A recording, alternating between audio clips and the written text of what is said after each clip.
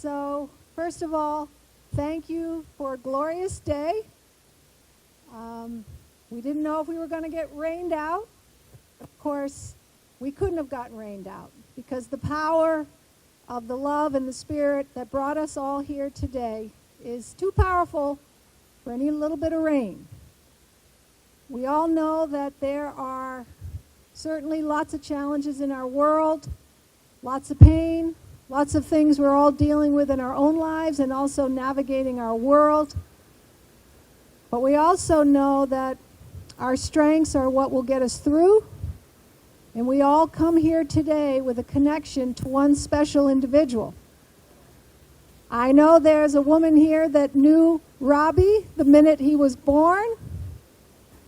There are many people that knew him as a baby, as a toddler,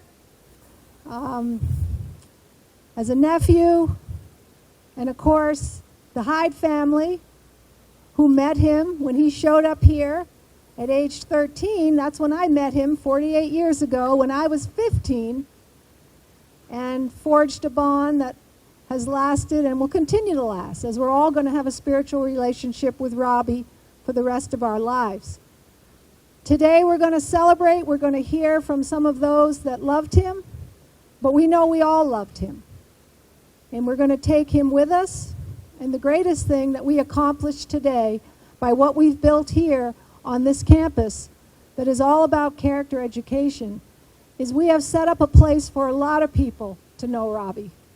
And a lot of people that we will never know that will sit in this circle and that will share and that will laugh and that will cry and will tell jokes and play tricks on each other and be there for each other. And the plaque said, it's Robbie's character, his compassion, and his laughter that we celebrate today. I'd like to now have Stu Jones, class of 78.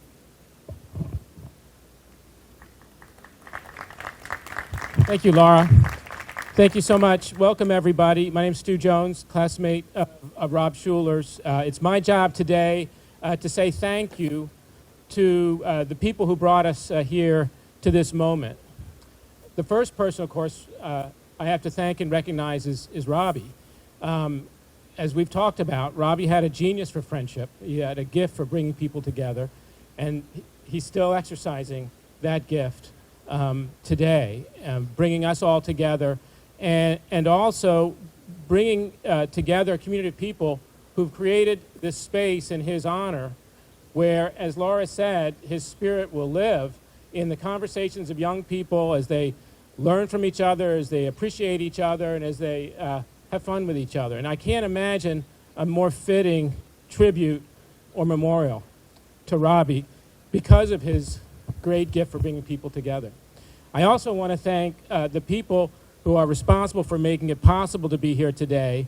And I went to Robbie's funeral. It was a very sad day. It was a cold day in Boston.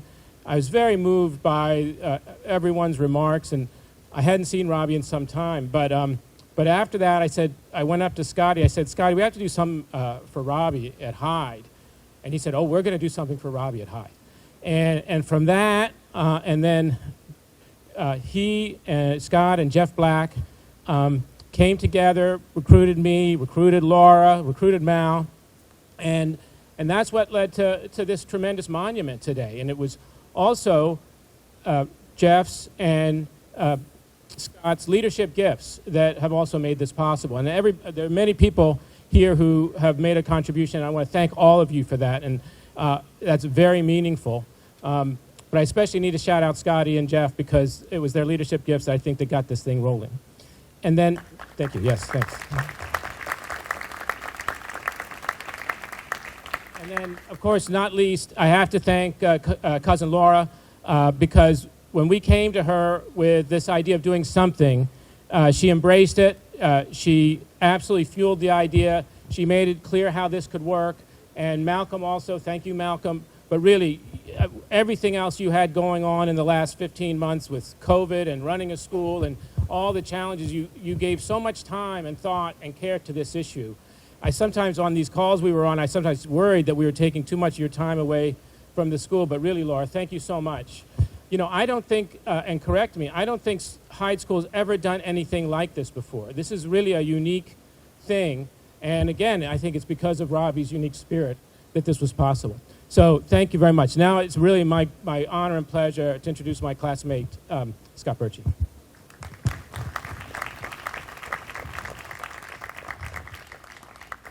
Thank you, Ambassador Jones, our esteemed colleague back from parts far and wide. It's been so exciting to have him back in the U.S. and be a part of the close circle. I'm going to go off script for a second and echo Stu's words and say, you know, this, I'm going to try and keep it together. This circle is 10 times what we would have ever imagined it could have been. So I echo Stu's appreciation for the school working with us and doing something so meaningful for such an important person at Hyde. It's also, you know, how often do you get together with a group like this? I'm just looking around going, I don't know half of you, I guess I know most of you, but isn't it so great to be here today and be together and think about Robbie? Now, I know we all have a lot of stories, and we're probably not going to tell those now. Hopefully over dinner we'll have some time to tell stories. Okay, so back on script. Robert Eliot Schuller, one of those rare, larger-than-life people, really. There was an energy about Robbie that you just wanted to be a part of. Over time, Robbie's positive influence would be felt by many communities. These circles of people were better, more vibrant, more closely knit because of Rob. And I'm thrilled that we're standing here today dedicating this beautiful circular space in his honor. On behalf of the planning committee and the school, I thank each and every one of you because, you know, we got the ball rolling and it was easy.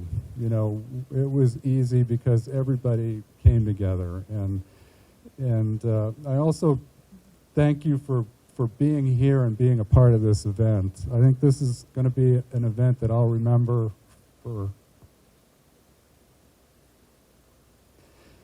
So over the years, we've all been empowered by Robbie's enthusiasm for life.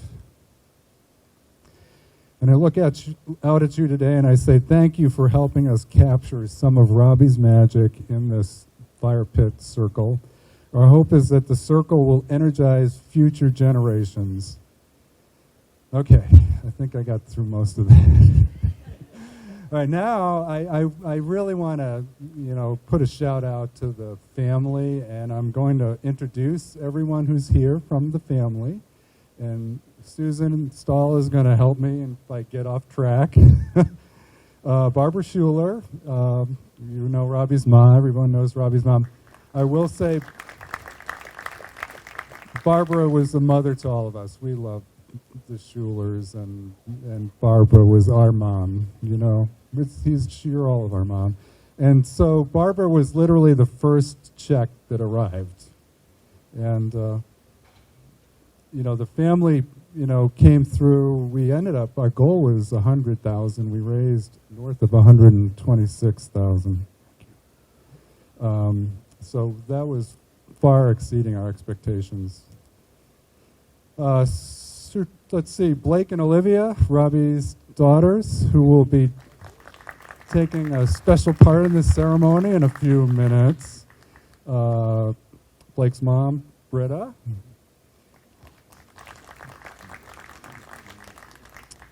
Susan's parents, Jack and Arlene Stahl. Susan's sister, Elizabeth Stahl, and her husband, Kenny Whittier. Rob's aunt and uncle, Susie and David Schuller. Love you guys.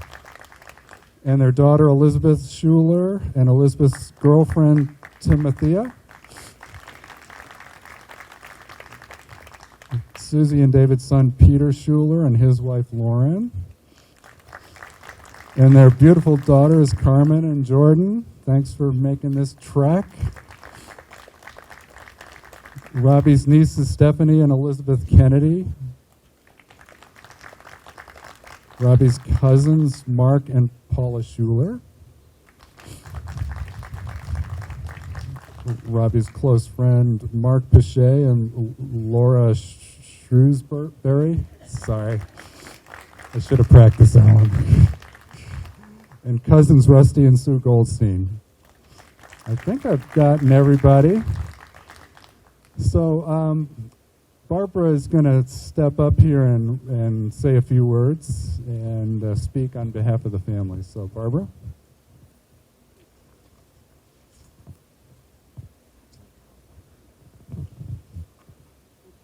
This great tall person holding my microphone. I'm reading this. These are the words of Rob's brother, Alan. Alan wanted to be here. He was all packed, ready to come with his family, but Alan wasn't well enough to be here. So I'm here, saying his words, sweet, tender, loving words, just like Rob, sweet, wonderful, kind. So these are Alan's. I remember the first time I came to Hyde. It was the fall of 1973. My mom and dad, my sister Amy, my uncle David, and me. We all piled into the car for the long ride from Buffalo to Bath. We were staying at the Sheraton Hotel, where a big sign promoted full lobster dinners. The price was $8.99. And if you know anything about Alan, that's really important to Alan. On one of the days when my mom and dad were attending a meeting at Hyde for parents and students, Uncle David, Amy, and I took a trip to the beach. At the age of 14, this was the first time I had seen the Atlantic Ocean. The three of us walked up to the water as the waves washed in. We kept getting closer and closer to the water until a big wave came in and knocked down my little sister. As David and I rescued Amy from the chilly water, I must admit that I felt a little guilty for luring her too close to the ocean. But David got into a lot of trouble. Rob entered Hyde as an angry boy. He left Hyde as a confident man. Rob had transformed from a pudgy kid to a muscular, multi-sport athlete. If not for the commitment and hard work that Hyde demanded of my brother, the achievements and successes of his life would never have been realized. The people he met here were a special part of his life. A few of these people that I got the pleasure to know are Scott, Tommy, Arnold, and Joni. But there are scores and scores of others who were a strong influence on his life. And many years later, Rob worked for the school at the Connecticut campus. He loved to get involved with anything related to Hyde. Hyde was his second family. Rob always had a smile on his face and a big open heart. I am so touched that Hyde has constructed this beautiful memorial in Rob's memory. Thanks so much to the Hyde community for making this happen. To all of Robbie's friends and relatives who are attending, thank you for sharing this day with all of us. Robbie would be so joyful that we are all here together in his honor.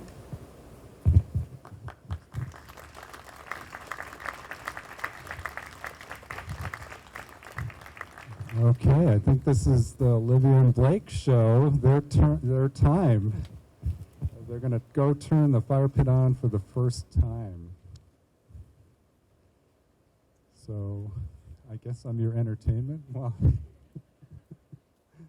I will say this. There are going to be very few things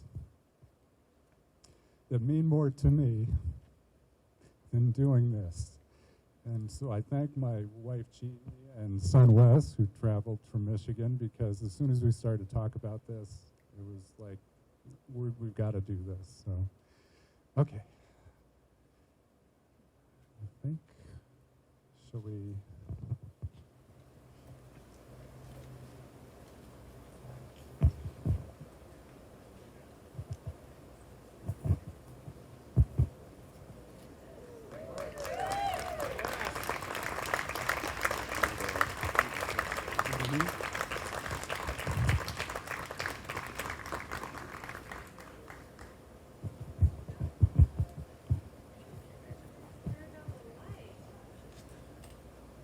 You can be seated again. My name is Tommy Baez. Robbie was my brother. So on behalf of the family, I get to say, just say thank you. Just to say thank you, that I'm sure that they felt our prayers, our concerns during this difficult time. But today we get to celebrate, excuse me, we get to celebrate a friend, our friend, a brother, a husband, a son, an awesome father. I'd like to say an encourager, a supporter, a bridge builder, a peacemaker. I can go on and on. But there's three things I would like us to consider as we walk through this journey. And I'd like to walk you through this journey because that's for me what it's been. At 62 years old, I get to celebrate a man that has had an impact in my life that like none other. And so there's a couple of things I want to walk you through in that. And I'd like to start with this quote. And this is an anonymous quote. I don't know the source. But I think it really fits when I get to talk about this young person, this man that I love. The quote goes like this: sow a thought, reap an act. Sow an act, reap a habit. Sow a habit, reap a character. Sow a character, reap a destiny. Sow a destiny, leave a legacy. So let's talk a minute about this man who made such an impact on so many of us. Three things I'll share with you. Every good preacher or pastor gives 3 points. I'm going to give you 3 points as I talk about somebody who I loved deeply. The first point that I want to talk about is friendship. Robbie and I met the summer of '73, and instantaneously we bonded, instantaneously. But you know Robbie. You know, there's sometimes that he steps over the line. You know what I mean? And so I would never forget, we were in the sunken garden over here, and he said something to me. I said something to him. Neither of them were nice. And then I said, okay, that's good. We got each other, but you know Robbie, he goes to the line and beyond sometimes, right? So he'd said something else, and I said, no, you're not going to get away with that one. So I go to get him, right? And so I pushed him at first. But then I thought that was it. I said, all right, well, then that would be it. It wasn't it. He said something else. You know what I mean? And so now we're going to go at it because now I'm steaming, right? Now I'm 98. I was 98 pounds, and he was pudgier than me, right? So I go to get him again. He wraps his arms around me like this, and we're face to face. And then he leans on me, and I'm flat on my back, and I can't move. And I said, you better get off of me. And he said, no, because I know you're going to hit me. I said, you better get off of me. And I said, Robbie, when I get out of here, and I knew I couldn't get out. I'm 98 pounds. I knew I wasn't going to be able to get out. But when I get out, you're going to get it. And he said, that's not what we learn here. He said, doesn't the word integrity mean anything to you? And so he began to hit me with these words, and I'm like, yeah, we are learning that. I mean, I know I'm new, and I know we're both new. So I had to promise him that nothing would happen when he let me go. But I want to tell you what happened in that time instantaneously. There's something that happens when a person is face to face with you. And there's something that happens in friendship when you know somebody is face to face with you. And from that day on, I was 13 years old. He was 13 years old. From that day on, Robbie and I were face to face. And I can't tell you how much and how important that was to me, because I didn't really know a lot of white people before I got here. So when I saw a young man look at me in that way, and was ready to be my friend, it floored me. Now I'll tell you, we had a journey from then. And the journey didn't stop, and it continued on and continued on. So face to face, brother to brother. He's the only one in our friendship group that called me Junior. He called me on the phone, "Hey, Junior." I said, "My parents call me Junior." He said, "Yes, but we're family." So I want to go to the next thing. I want to talk about something which is the essence of who Robbie was. Fellowship. There's something that Robbie understood about the people who he loved, about how he wanted to spend time.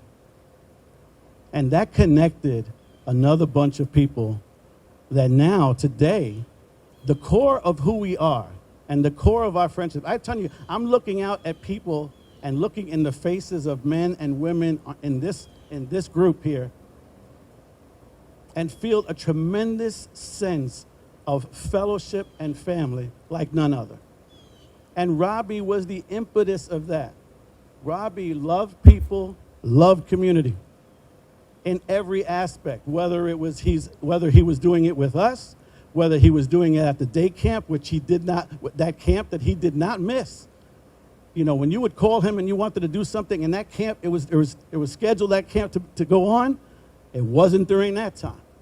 Robbie fully understood fellowship to the point where we don't go more than 3 years or so before our group gets together. And that's when I tell you, you have to have a man who is prepared to leave the 99 and go after the one. And that was Robbie. I want to share one other thing as it related to fellowship, because when he saw that one of us was not a part of something for any period of time, he made sure that person got a call and made sure they said, "Hey, we're getting together during this time. Make sure that you're there." So fellowship was very important to Robbie. And lastly is family. I told this story before, and I'm going to tell it again because it means a lot to me as a man. I'm a Puerto Rican from New York City. A product of the ghetto, a product of the projects. That's where I came out of. Here's a Jewish boy, white boy, who has taken me in to his family. And here's what happened. I know I told the story, but I want you to hear this as a family. You know, your family to hear this. Robbie, he wanted to see my family. He wanted to meet them. He wanted to be a part of them. Because he was a part of my life, he wanted to be a part of their lives.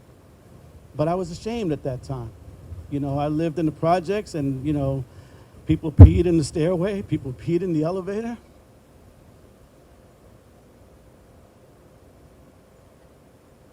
But I brought him there, and he embraced my family with tremendous love.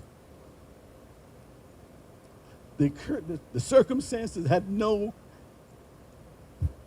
bearing on how he was going to love me and love my family well. I came up here to speak, to be a part of this, and my dad said to me, I told my dad what I was doing, and he said, "I know you're going to have wonderful things to say about Robbie, because we loved him too." There's something that Robbie understood about the fabric and the heartbeat of people's hearts. He loved me, he loved my family, and family was important to him. And I know he expressed so much love for you guys, all of you. And I felt that as part of it. Yeah, sometimes he could be a pain in the ass. I'm telling you, but so was I. We kind of did that together for a long time. I'd like to end with this because I think it's really important that you understand what I'm talking about. Robbie has left us physically, but I will tell you, his heartbeat is my heartbeat. The heartbeat that he had to love people, to love community, is my heartbeat. For us to continue, and for me to continue, to do as Robbie would do, is to understand that our hearts beat the same, that our desires to love one another is the same, that we have to be an example now, like Robbie was, because you know what? Our society desperately needs it. We live in a time where each one of us can make an impact. We live in a time where we can be an example of what love and community is. Robbie provided that for us and provided that for me. I will commit to providing that going forward. He was my brother. He was my friend. And he was more than all of those things because we walked together. I can't say enough things now. There's many, many stories I can tell you, but I just want to end with this thought. If we get anything from this weekend from me or for anything about what I said, just understand that going forward, the spirit that I take from this and the spirit that I continue with Robbie is his heartbeat, is my heartbeat. Thank you so much.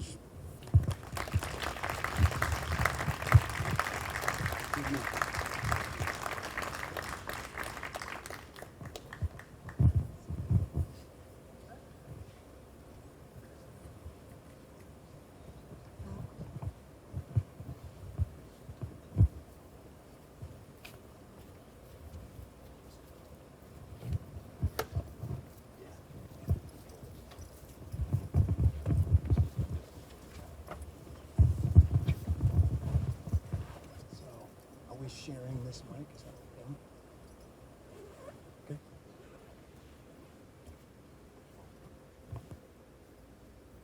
You want to start? You can start with the introduction. Hi everyone, my name is Mika Webman. I am 16 years old from Herzliya, Israel. I've been at Hyde for 3 years now, and I'm a PG. Hello everyone, my name's Sam Bergeron. I'm 16 years old. I'm from Atherton, California. This is my second year at Hyde. I'm a junior. Sam's coming to us right off the soccer pitch, so that's why we'll give him a pass on the dress code, but that's cool.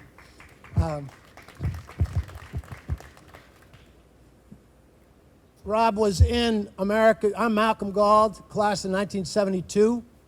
I was a college intern when Rob arrived at that summer in 1973. I also coached him in lacrosse his last year in 1978. And the thing I remember about him was, I think it's my goal for all the kids that go to school here is that they'll get the most out of what they have. And I think when Rob first came here, he didn't necessarily see himself as an athlete, but that year in lacrosse was one of Hyde's great teams that we've had, and he truly got the most out of what he had, and that's what it's all about. So we're going to do, Rob was also very active in a performing group we had called America's Spirit, and some of the songs you heard on the playlist were from the show that we did, and a song that he liked was Geronimo's Cadillac. I think he also sang it about the plight of Native Americans in this country. And I was in that show that summer, and what I remember is I had the most parts of anybody in the show, and I was on for the least amount of time.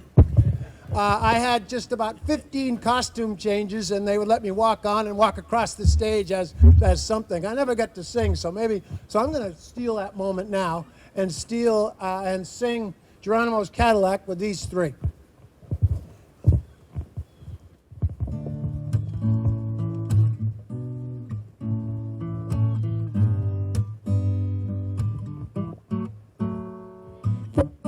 Geronimo's all down south. We couldn't look, they give thorns in the mouth. Sergeant, Sergeant, don't you feel there's something wrong with your automobile? Governor, Governor,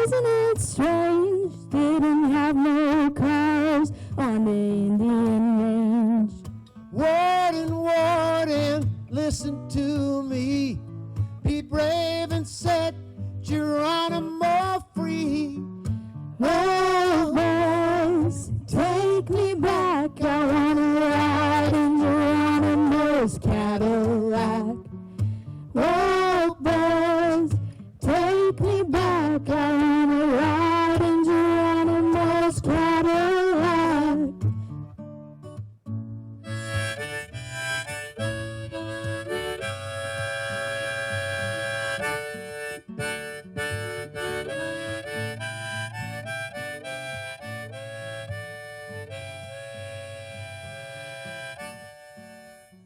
Warden, warden, don't you know prisoners have no place to go? They took Geronimo by storm, ripped off the feathers from his uniform. Jesus tells me, I believe it's true, the red man is in the sunset too. Took all his land and they won't give it back. Left Geronimo a Cadillac. Oh, boys, take me back. I wanna ride in Geronimo's Cadillac. Oh, boys, take me back. I wanna ride in Geronimo's Cadillac.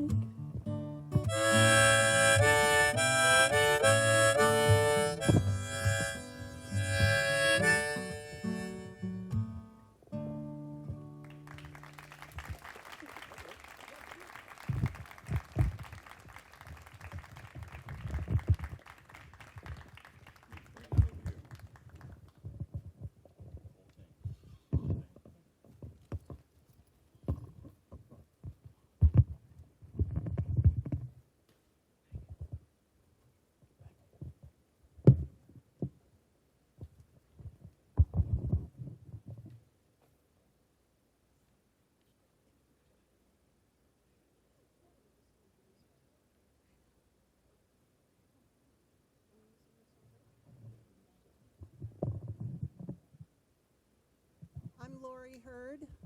Can you hear me? No? I'm Lori Hurd, and I remember Robbie from his days as beginning as a freshman, and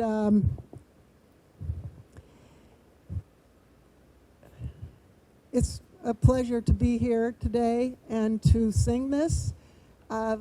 Many of you know this song.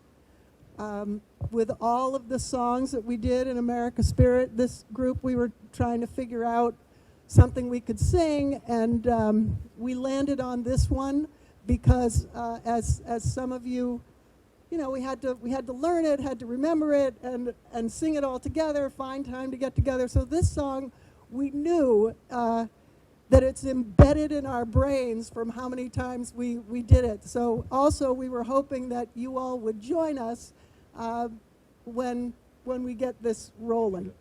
When we give you this. Whenever you want. True. Tom Bragg, class of 83. Gigi McMillan, class of 81 and 82. Pam Birchie, class of 81 and 82. And I will say that Robbie was my first boyfriend, and he actually got a haircut, and I broke up with him because I didn't like it. So, yeah. I was very...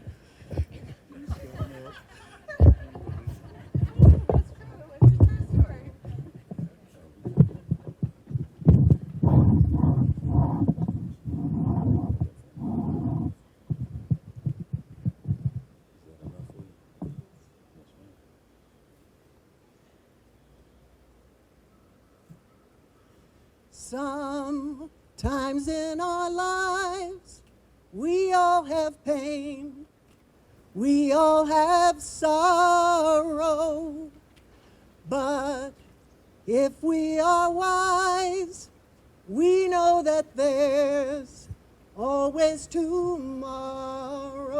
Lean on me when you're not strong, and I'll be your friend. I'll help you carry on, for it won't be long till I'm gonna need somebody to lean on.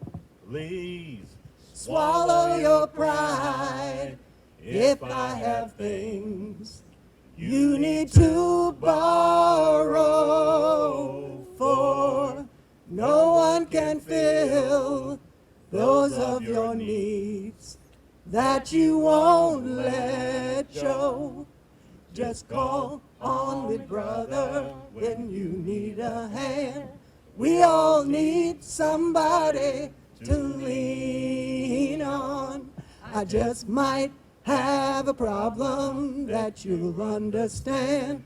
We all need somebody to lean on. If there is a load you have to bear that you can't carry, I'm right up the road. I'll share your load if you just call me. Call me if you need a friend. Call me if you ever need a friend. Call me. Just call on me, brother, if you need a hand. We all need somebody to lean on. I just might have a problem that you understand. We all need somebody to lean on me. When you're not strong, and I'll be your friend. Sing along, come on. We'll help you carry on, for it won't be long till I'm gonna need somebody to lean on.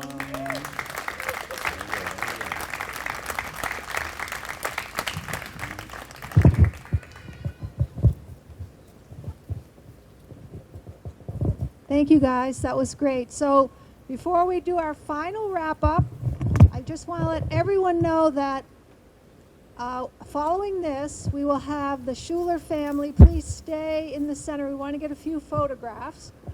People can mill around, but then we'll start to move out to our renewal center, which is right down past the gym. Just keep walking, turn left, where we're going to have fellowship, music, sharing stories about Robbie, reconnecting with each other, and having dinner. Okay? So what we're going to do, the last thing, is we're going to actually ring the bell. We have 5 words that the school was founded on: courage, integrity, leadership, curiosity, and concern. And we know that Robbie embodied those, and we know that those are in all of us. So we're going to all stand up and hold hands to create that circle, a complete circle, and the bell will be rung 5 times for those 5 words. So let's get everybody into the circle.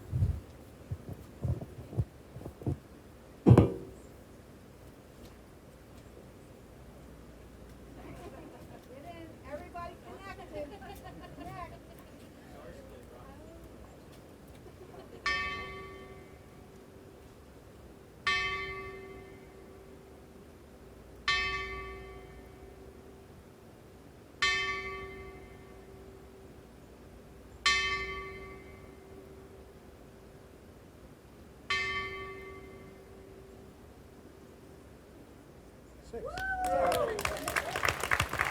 One for Robbie.